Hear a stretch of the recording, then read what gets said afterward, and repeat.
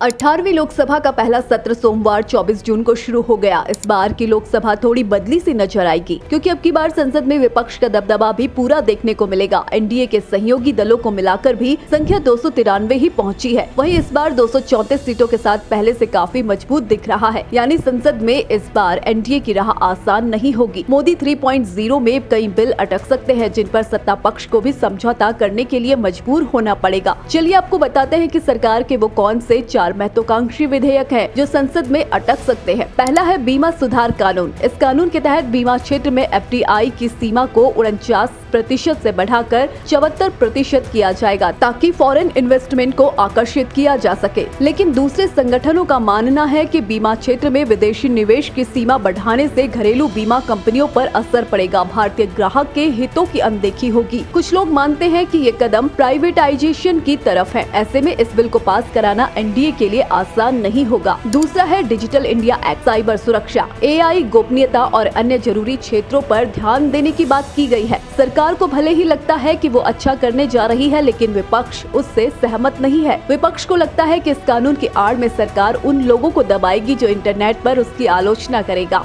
बीज विधेयक। एनडीए सरकार बीज विधेयक 2019 को लाने के लिए लंबे समय से प्रयास कर रही है। पिछले सरकार के दौरान हुए किसान आंदोलन में इस बिल का भी जोरदार विरोध किया गया था। सरकार का मानना है कि इससे कृषि उत्पादन बढ़ाने के लिए किसानों को अच्छी क्वालिटी के बीज मिलेंगे। इसके तहत खराब क्वालिटी के बीज बेचने वाली कंपनी पर जुर्माना 5,000 रुपए से बढ़ाकर 5 लाख कर दिया गया है। वहीं इस पर विपक्ष का कहना है कि छोटा किसान महंगा बीज कैसे खरीदेगा। जब ऊपर से ही बीज महंगा आएगा तो छोटा किसान कैसे खरीदेगा। चौथा और आखिरी विधेयक है बिजली बिल। इस पर पक्ष और विपक्ष आमने सामने होंगे। 8 अगस्त 2022 में बिजली संशोधन विधेयक 2022 पेश किया गया था। यह दोनों सदनों में पास नहीं हो सका है। संसद में अब विपक्ष के बहुत मजबूत होने के कारण यह बिल वैसे तो पास नहीं हो पाएगा। इस बिल के तहत एक ही क्षेत्र में कई बिजली कंपनियों को लाइसेंस दिए जाएंगे। जैसे आप मोबाइल के लिए अपनी मर्जी का नेटवर्क चूज करते हैं, ऐसे ही बिजली कंपनी भी चूज कर सकेंगे। वहीं विपक्ष का मानना है कि बिल में ये बदलाव बिजली आपूर्ति और कीमत तय करने के नागरिकों के अधिकारों में घुसपैठ कर रहा है। साथ ही निजी कंपनियां